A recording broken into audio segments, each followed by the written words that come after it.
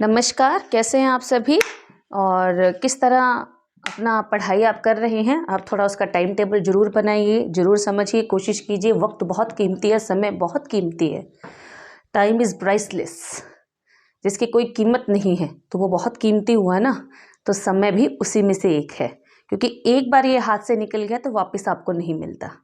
हाँ, कुछ कुछ अनुभव मेरे ऐसे भी हैं जो मेरे खुद के व्यक्तिगत हैं समय को लेकर। और कभी कभी मैं सोचती भी हूँ कि अगर कुछ फैसले समय पर ले लिए होते तो आज कहाँ होते। तो आप अपने जीवन में वो गलती कभी ना करें, समय रहते सब कार्य करें। मैं रेणु चंद आप सभी का स्वागत करती हूँ मेरे चैनल नॉकआउट एजुकेशन पर। एक ऐसा चैनल जो आपको हर तरह से तैयार करने के लिए तैयारी करवा रहा है।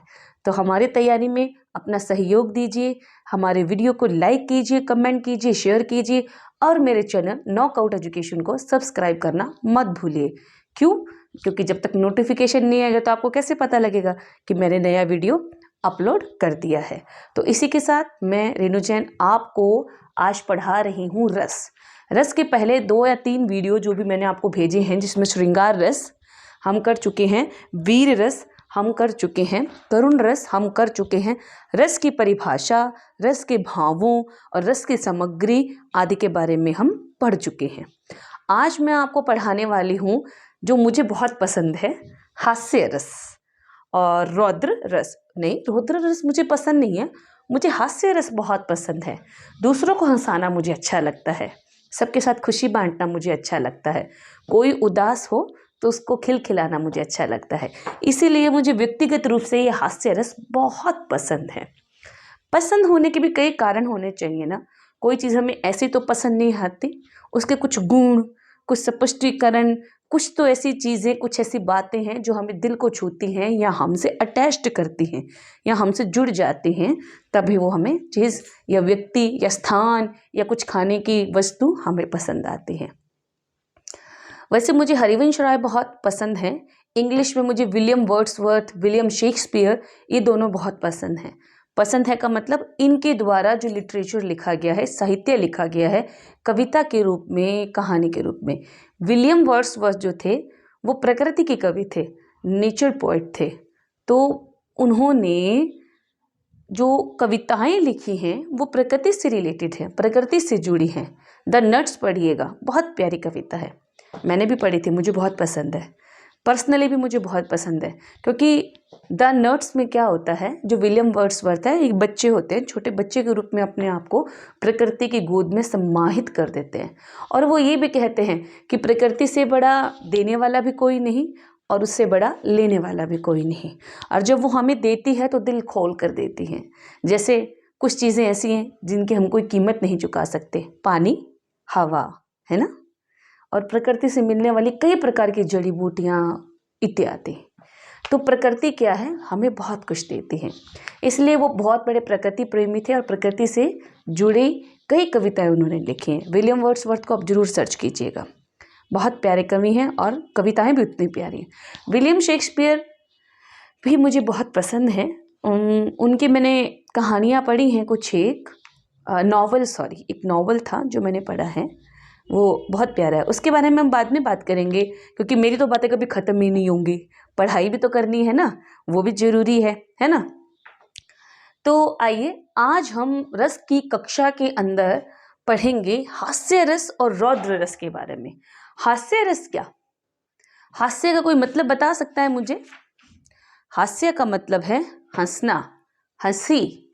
देखिए, कई बार क्या होता है, कोई ऐसी अटपटी वस्तु हम देख लेते हैं या कोई ऐसी बात हो जाती है कि हम एकदम से खिलखिलाकर हंस पड़ते हैं।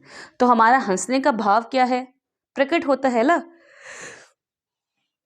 जब वो हंसने का भाव प्रकट होता है तो वह कौन सा रस होता है, हास्य रस है। तो इसी से आपने आइडिया लगा लिया होगा, अनुमान लगा लिया होगा कि हास्य रस का स्थायी भाव क्या है, हंसी। मैंने कहा था हर रस के अवयव हैं, है ना। अवयव में क्या, आलंबन, उद्दीपन, आश्रय, स्थायी भाव, संचारी भाव, अनुभाव इत्यादि हर रस में है। लेकिन मैं आपको उन सब गहराई में ले जाने की बजाय मैं आपको रस को अपने आप से जोड़कर सिखाना चाहती हूँ, क्योंकि ये सारे भाव तो हमारे अंदर ही है ना, जो किसी न किसी रूप में आते हैं, बाहर निकलते हैं, परिस्थिति के कारण निकलते हैं। चलिए, वैसे तो मैं हास्य रस के अवयव आपको बता देती हूँ। स्थायी भाव मैंने क्या बताया, हंसी, और आलंबन विचित्र स्थिति, अभी बोला ना अजीब सी चीजें देखकर। मैं आपको जो चीजें बता रही हूँ वो बहुत नॉर्मल सी हैं, मैं साधारण भाषा में बता देती हूँ ताकि सरलतम तरीके से आप समझ पाएं, लेकिन गहनतम रूप में भी बता देती हूँ ताकि थोड़ा सा क्या बोलते हैं प्रैक्टिकल बेस भी तो हमारे पास होना चाहिए ना। आश्रय कौन होता है, हंसने वाला। क्यों, जब वो साधन वो कारण हमें मिलता है हंसने का, तो हम पर तो हंसी तो हमसे ही निकलती है ना, तो हम ही तो आश्रय हुए। ठीक है। उद्दीपन, ऐसी उक्तियां या उसको देकर कोई फंद कसना, कोई ताना कसना, है ना। और अनुभाव, किसी चीज का हिलना या उसकी प्रकृति कैसी है, प्रकृति का मतलब वो दिखने में कैसा है, वस्तु की क्या हाव भाव है इत्यादि। संचारी भाव, हमारे अंदर मीठी मीठी हंसी, है ना, चपलता आ जाती है, फिर वो हमें चाहे कितने डांट लगाए हम करते ही रहते हैं, वो क्या है, हास्य रस है। देखिए, मैंने यहाँ एक उदाहरण भी लिखा है, हाथी जैसी देह है, गेंडे जैसी चाल, तरबूजे सी खोपड़ी, खरबूजे से गाल। अब इसका थोड़ा सा वर्णन करके कहती हूँ मैं। हाथी जैसी देह, देह मतलब शरीर किसके समान है, हाथी के समान है। ठीक है। गेंडे जैसी चाल, चाल कैसी है, गेंडे जैसी। अब इतना मोटा होगा तो कैसे चलेगा, ऐसे ऐसे ऐसे ही ना, ठीक है ना। तरबूजे सी खोपड़ी मतलब जो सर है तरबूजे की तरह है, और खरबूजे से गाल, और ऐसे करके गाल उसके फूले हुए हैं। तो अब ऐसी देह वाले किसी व्यक्ति को हम देखेंगे तो हमारे अंदर क्या होगा, हंसी का उत्पन्न भाव है वो उठ जाएगा, और हम उसको देखकर हंसेंगे। हंसेंगे तो हमारे भाव उस सबके सामने आएंगे, फिर वो बेचारा बुरा माने रच्छा माने खींच जाए, हमें कोई फर्क नहीं पड़ता। हम चपलता, चपलता का मतलब क्या, चालाकी से करके हंसेंगे, हंसी आएगी खूब।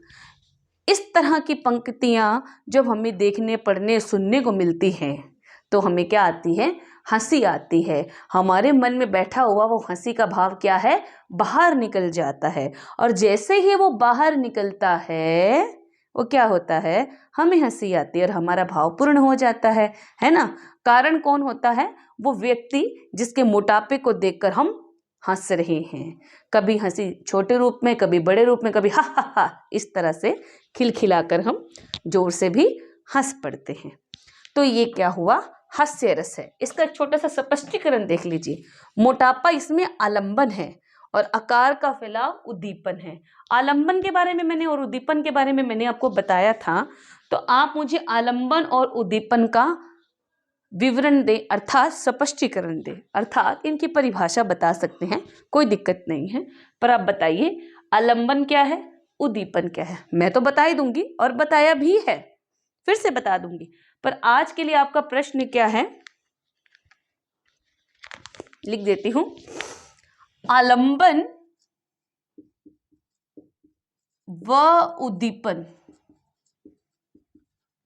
आलंबन व उद्दीपन दोनों की क्या देनी है आपको, परिभाषा।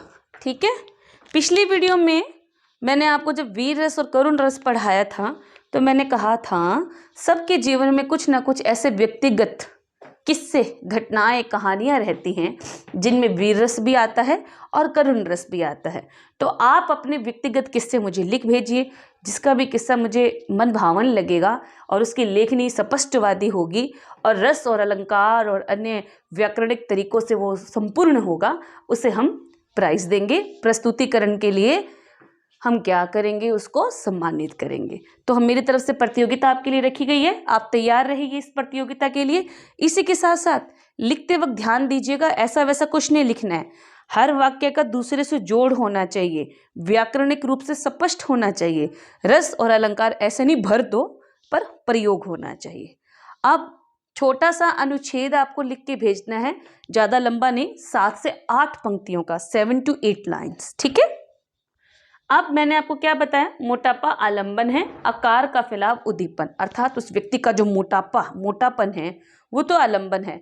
अब वो मोटापे के कारण कहीं से किसी तरह से फैल रहा है, कोई यहाँ से फैल जाता है, कोई यहाँ से फैल जाता है, उसका सर अजीब सा दिखता है, मोटापे में अजीब से दिखते हैं ना व्यक्ति, तो उनको क्या है, जब कोई उन पर हंसता है तो उनको बहुत शर्म सी फील होती है, बहुत शेम फील होता है। और उसी आकृति को देखकर जब हमें हंसी आती है तब वहां क्या होगा, हंसी, अर्थात हास्य रस। समझ में आई आप सभी को, बहुत आसानी से। अब हम पढ़ते हैं रौद्र रस, जहां क्रोध और प्रतिशोध का भाव विविध अनुभवों, विभावों और संचारियों के योग से परिपुष्ट होता है। संचारियों के योग से परिपुष्ट होता है, वहां कौन सा भाव होता है, कौन सा रस होता है, रौद्र रस। रौद्र रस में क्या है, जहां क्रोध आ जाए, क्रोध आने पर हमारे मन में क्या है, बदला लेने की भावना उठ जाए। बदला लेने की भावना उठने पर हम कुछ भी करने को, कहने को या गुस्से में अन्य तरीके के शब्द का प्रयोग कर सकते हैं जो हमारी विलक्षण शक्ति से अलग है, जो हमारे व्यक्तित्व से अलग है। वहां कौन सा रस होगा, रौद्र रस होगा।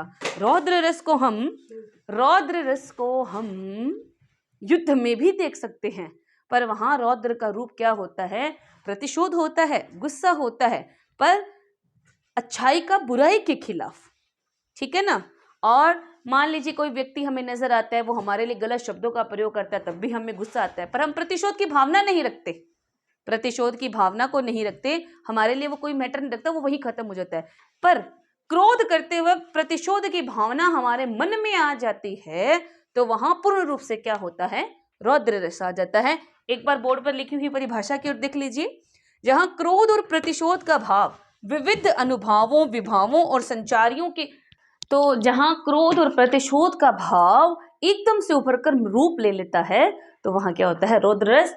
बोर्ड की ओर परिभाषा देखिए, जहां क्रोध और प्रतिशोध का भाव विविध अनुभवों, मैंने बताया था अनुभव क्या होते हैं, मैंने बताया था विभाव क्या होते हैं, मैंने बताया था संचारी भाव क्या होते हैं, और ये तीनों ही क्या हैं, रस की सामग्री हैं, जिनके बिना रस क्या है, अधूरा है।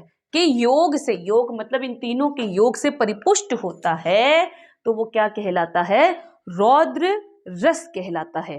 रौद्र रस में एक चीज और, रौद्र रस में क्रोध और प्रतिशोध दोनों की भावना प्रबल होती है, तभी वो क्या है, उग्र रूप धारण कर लेता है।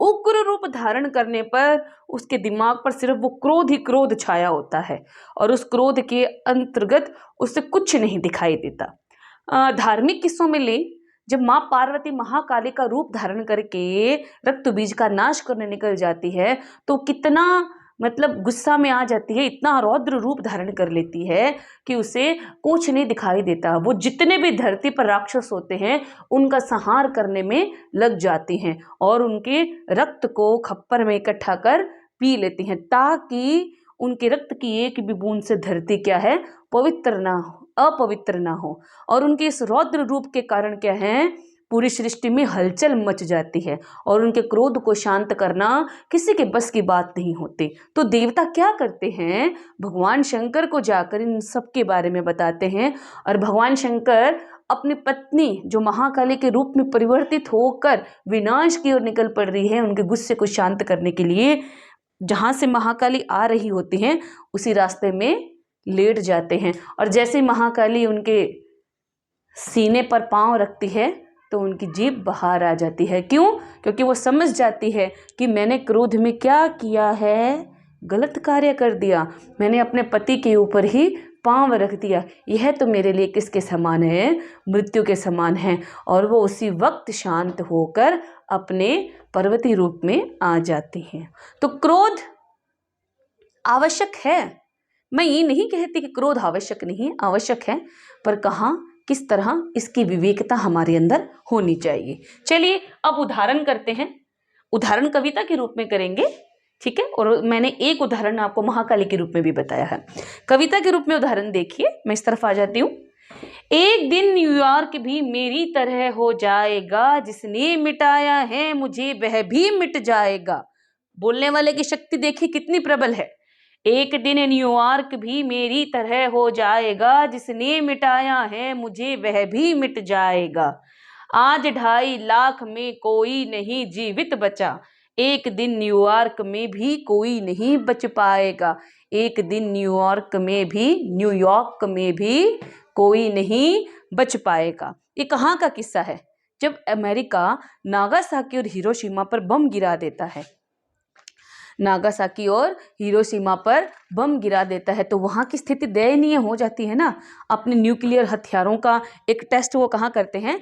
नागासाकी और हिरोशिमा पर। तो नागासाकी और हिरोशिमा का जो ध्वंस है वो क्या है? आलंबन है।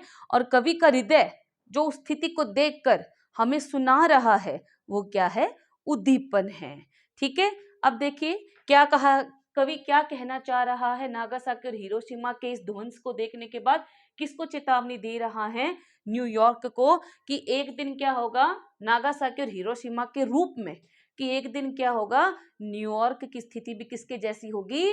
मेरे जैसी। किसकी जैसी? नागासाकी और हिरोशिमा के जैसी। क्योंकि बोलने वाला जो कवि है वो अपने आप को नागासाकी और हिरोशिमा के स्थान पर रख के बोल रहा है ना, कि जिसने मिटाया है मुझे वह भी मिट जाएगा, एक दिन न्यूयॉर्क भी मेरी तरह हो जाएगा। वो प्रबल चेतावनी दे रहा है क्रोध के रूप में और कह रहा है कि मैं प्रतिशोध अवश्य लूंगा, लेकिन जिस दिन लूंगा उस दिन स्थिति क्या होगी? न्यूयॉर्क में भी मेरी तरह चारों ओर ध्वंस विध्वंस छाया होगा। आज नागासाकी और हिरोशिमा में जितने भी लोग बचे थे उनका आज भी मतलब वो रेडिएशन का जो प्रभाव है दिखाई देता है। 2.5 लाख में कोई नहीं जीवित बचा, एक दिन न्यूयॉर्क में कोई नहीं बच पाएगा। कि आज मेरी जनसंख्या में जितने भी लोग थे वो नहीं बच पाए, जितने भी हानि हुई उसका कोई अंत नहीं था। और यह विध्वंस करने वालों का कोई श्रेय नहीं था, अपने मन से उन्होंने गिरा दिए सिर्फ उसकी टेस्टिंग के लिए। कितने लोगों की जान गई क्रोध में, आवेश में आकर, कितने लोगों का नुकसान किया। और अब वो चेतावनी दे रहा है, मैं नहीं तो कोई और कर देगा, लेकिन न्यूयॉर्क की स्थिति एक दिन अवश्य होगी। मेरे भी लोग तो मरे हैं ना, वहां भी मरेंगे, और जहां आज स्थिति मेरी है वही स्थिति वहां की भी होगी। तो ध्यान रखिए, जो जैसा करता है वो वैसा फल पाता है, जो जैसा करता है वो वैसा फल पाता है। अपने कर्मों का हिस्सा सबको चुकाना होता है। तो कर्म करें अच्छे तो अच्छा ही पाएंगे, बुरे कर्म हमें विध्वंस की ओर ले जाएंगे। इसी के साथ मैं रेणु जैन अपनी आज की कक्षा समाप्त करती हूँ और आपसे मिलती हूँ अगले वीडियो में। तब तक मेरे वीडियो को लाइक, शेयर और कमेंट कीजिए, मेरे चैनल को सब्सक्राइब कीजिए और बताइए कि रस कैसे लग रहे हैं। धन्यवाद।